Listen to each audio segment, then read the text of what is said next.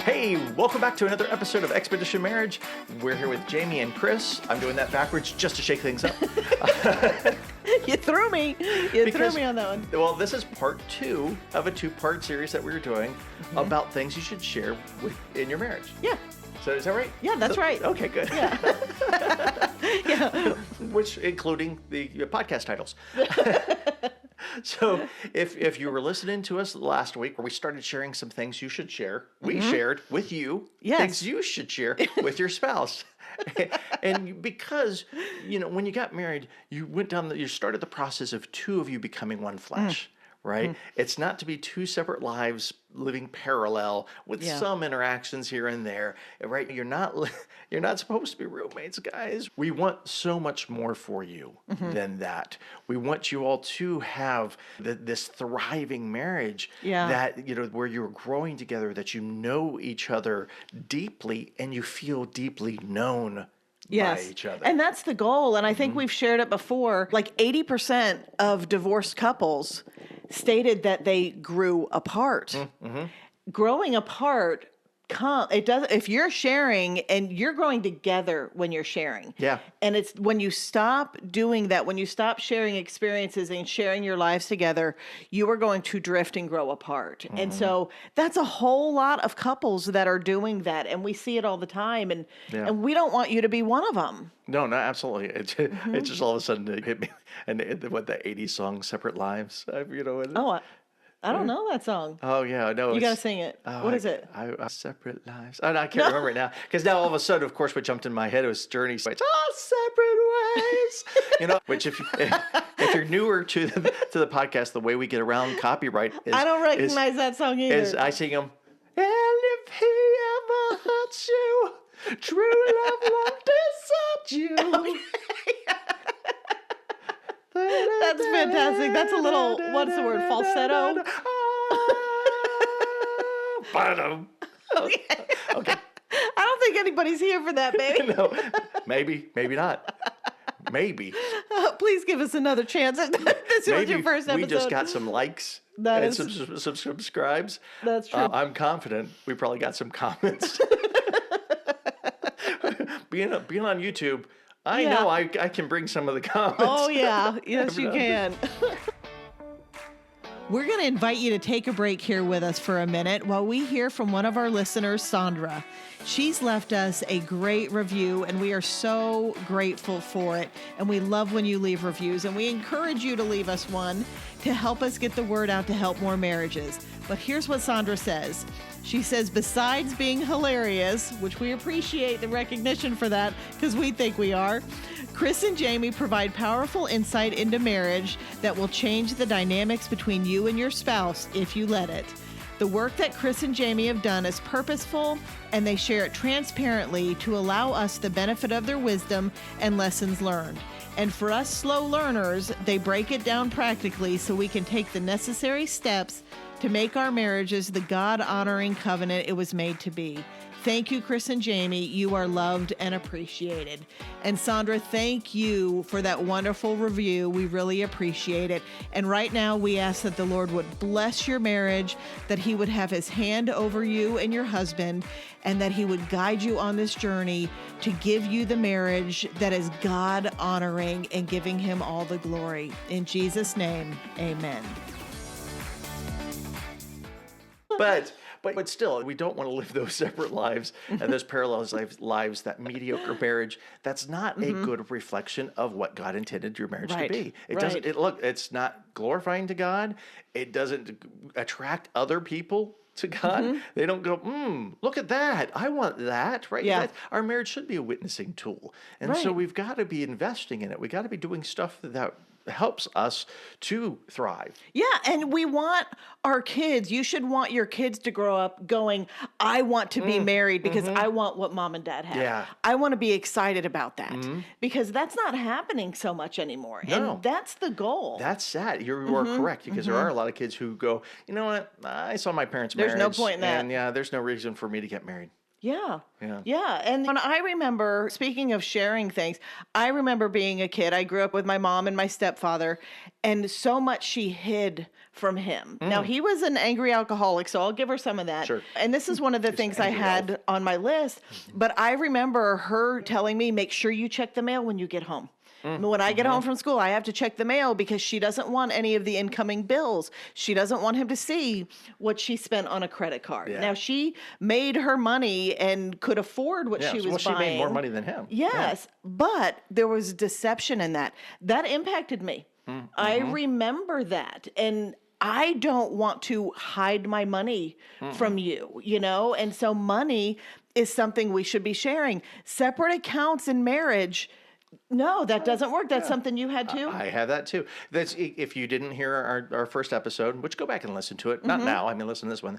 But we haven't shared with each other what we have on our list of things that we should be sharing. That's so right. it's a surprise for you. It's a surprise for us. So yeah, money is something on my list. I think it's Dave Ramsey actually had said, and you know what, Dave, if you want to come on the show and correct me if I'm wrong, Feel free. if I'm misquoting you, but said if you can't share your finances, you shouldn't be getting married. You shouldn't be sharing your life. And so this is a decision, you know, well, if you're listening to this, you're probably already married. So it's that might be that train may have left.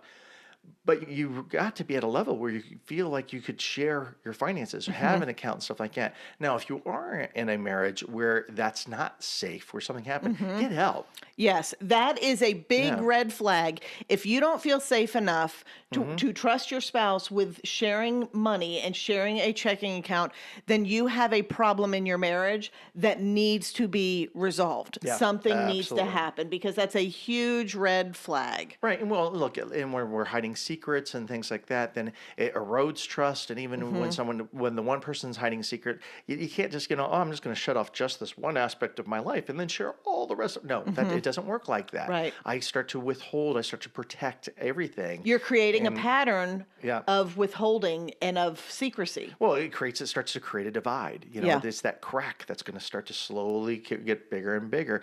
And then when you find out, like when we've had people who, like, their spouse had jumped into the 401k, right, and didn't share and didn't and did things like that, then that erodes trust. I mean, it's like, Right. wow, what else don't I know? What else, especially if you've been a good liar, how can I trust you going forward, what you've said, what you've done? So we've got to be able to share, wow, this was just finances, right? But I guess this is why, It's a 2-part episode.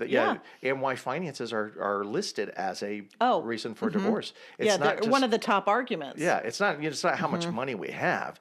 It's what we're doing with it, how we value it, and what we're communicating about. Money, how you handle money can greatly disrespect your spouse. It can derail your goals. Yeah. It can Oh, sure. control.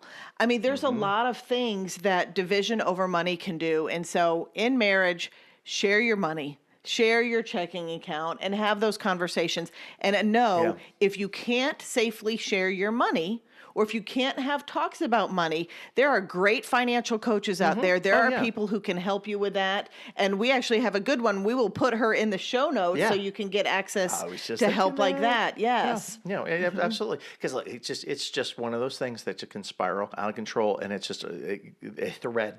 Start pulling, starts unwinding on so many other things. That's right. All right, so something a little funner. Yeah, go ahead. Okay, dad jokes.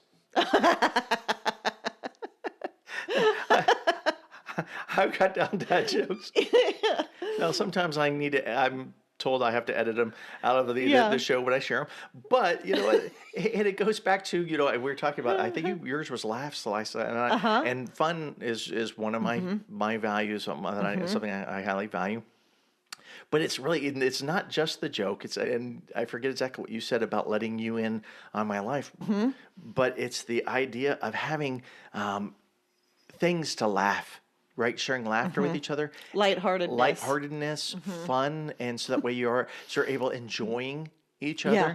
But it leads on to another one. I'm going to go ahead and just go right into it. Is having other private or inside jokes. Oh, we have so many inside Yeah. so much great stuff that we cannot share. Yeah, there's so much stuff. We're like, well, there's another thing we could never share with anybody. But you know what? That's okay because we have our own little private language and our own little inside jokes. And so one little word or somebody says something and then we glance at each other and we're like, but that gives something that ties us together, because it's just something that only us, that only we have, and nobody else has. No, I love that. So it's like you're saying dad jokes, but that was much deeper. Oh yeah, than that. It went beyond that. And I think about like your sharing of dad jokes, how much that has helped me grow in an area that I needed growth. I hate being embarrassed. I don't ever want to look dumb. I don't need this spotlight on me. Don't embarrass me. Like, that's one of the worst feelings in the world for me. And like, there are things that you can say sometimes, like all throughout our marriage, I'm like, oh my gosh, you can't say that. That's not funny. You're looking ridiculous. You can't do that. But over on a dorky time, way, not like I should be canceled by it. No, he's not inappropriate, but it's like, oh my gosh, what are you saying? But that has helped me, because that stuff doesn't matter.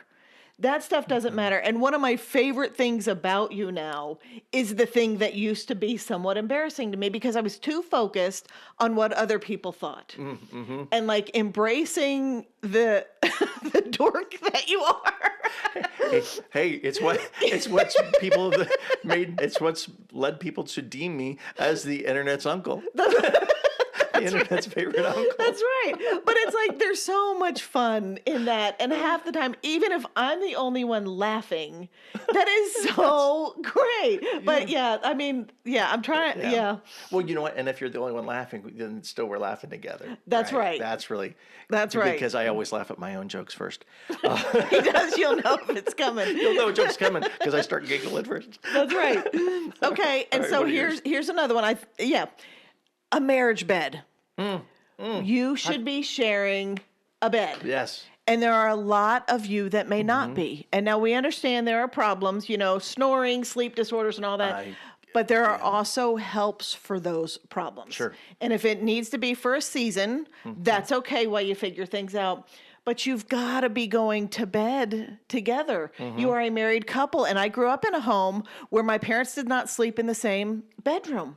And that is really sad. There's no unity in that. And that's also stressful for your children. If you have children in your home and they know you're not sleeping together, that gives them the stressor of knowing, I don't feel secure, because I don't know how in it mom and dad are. Oh, yeah. There's a visible separation between my parents, and that in itself makes my home unstable. Yeah, that's a great point, because you know what? If they're in different rooms, different beds, different rooms, well, first off, different beds, because you're not the Dick Van Dyke Show, or that's right, or the Lucy. I Love Lucy, or I Love Lucy, right? So, but if you're in different bedrooms, how easy a step is it until you're in different places? Yes.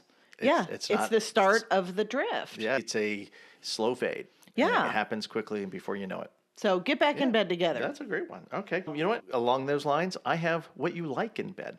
Oh, you're going to go there. I'm going to go there. Yes. And all of a sudden, just in my head, would down, right? You know? Okay, that would be one of the things I was talking about, where I'm like, don't do that. But you know what? We'll leave that in. We'll leave it in. Yeah. You're that was too far. But you are so right. We have to know those things about one another. And this is actually a topic we get a lot of emails on, and it's primarily from wives who are feeling like sex is a chore and that it's not pleasurable for them. And a lot of times, I mean, you can have selfish husbands and stuff like that, but a lot of times you have willing husbands who are clueless and they don't understand. They think sex is great, but their wives are going, it feels like a chore. Yeah. And you need to be sharing, hey, this is what I would like. Right. And the sooner the better. Because think about it. You go 10, 20 years and your husband thinks that because being clueless, right? Not selfish, but being clueless, he thinks that if things are fine. You tell him, well, and it hasn't been. And then the same thing about finances, right? Then you start to erode that trust. It's like, well, what else have you been telling me? Now I can't trust you. And how can I feel confident in the bedroom now if you're telling me that you haven't been liking it for this long? So look, it needs to be addressed. Right. And if, sooner rather than later. Like with the finances, if this is an area where you don't feel safe to share with your spouse, husband or wife, you might need to get some help. And there are some great books out there. Yeah. Message us and we'll give you a link for them. But there's some great information and there are some great helps out there that can get you started in the right direction with this and have these kind of uncomfortable conversations or get you the resources that you need to bring healing in this. Because sexual intimacy and it being pleasurable for both of you is significant in marriage. And so, that's a good one. Thanks. That's a good one. So I've got two more that I want to wrap us up on. Here's one. Did you have another one? Yeah. Well, in that case, then let me do it because this might be one that you have. Okay. Shared decisions, right? You're in a partnership. Yeah, that's so good. There's look. I'm not saying that because, of course, the joke is at the store. Which rice do you want? Okay, I'll call you back later. Okay, which do you want? There's some things. Okay, let's just make a decision and go. Make a decision. But there's also some of the bigger things that we should have a partnership, right? Our decisions should be made together or at least informed. Yeah. Hey, this is what I was thinking about doing. This is okay. Yeah, knock yourself out. But at least you know what we're not just going off and doing other things and then finding out after the fact that you bought a new car. Didn't know. Yes, and that stuff is happening. It is happening. I bought land. I bought a new car. I made this big investment. Different things like that happen, and you shouldn't make decisions on bigger purchases. And you get to decide, based on where you're at financially. You could say, you know what, anything over $100, we're going to check with one another. Or anything that affects my schedule, he needs to check with me on, and vice versa. Before I commit anything that impacts the family. Make these decisions together. That's important. That's a really good one. Hey, I just signed up all the kids for a different sport on a different night. And I need you to take them to everywhere they have to go. Yeah, don't do that. Yeah, that's a good one. So share the decision-making process. Okay, here's it's a tricky one, especially if you're in it, you're in it, and that's hard. But you need to be sharing your faith in your marriage. Yes. And there is so much. When there is a couple that is unequally yoked, there's a reason why God says don't do that. Yeah. Because absolutely. you are heading in two different directions. Because the reality of being a believer and not being a believer is I'm living my life to serve Jesus and to please Jesus. And if you are not a believer, you are living your life to serve yourself. Yeah. You are not going to go in the same direction. And so sharing a faith in marriage is that's the best thing you can do for your marriage, is be two individuals pursuing God together. And now if you're in that, you need to be leading by example. And that's its own topic in itself. But sharing your faith is a huge thing. And so that might be something you need to hear. And it might be something that highlights why there might be issues in your marriage. And it's primarily because you are heading in two different directions. And one of you, sadly, not making them a horrible person, but making them a person without the hope of Jesus Christ. Yeah, which is in of itself sad. Yes, is drawing you down, is pulling you down. And that's why Jesus even said, don't yoke yourself with unbelievers because they're too heavy of a weight.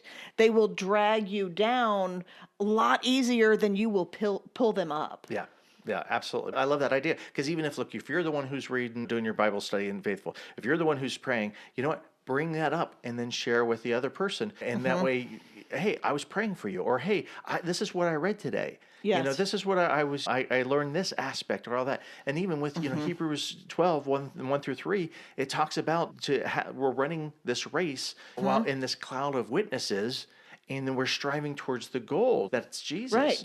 Well, if you're the only one who's striving towards that goal, then you're going to be distracted by the sin and weights of the world. You're not going to run as well. And that was the last one that we need to be sharing as a couple, is a vision, is a purpose, is the dream for our marriage. And that is a lot. I mean, ideally, as a believing couple, you are sharing a purpose for what God has given us as a couple. Yeah. To go after and to chase after. And like you're talking about in Hebrews, like keeping our eyes fixed on Jesus.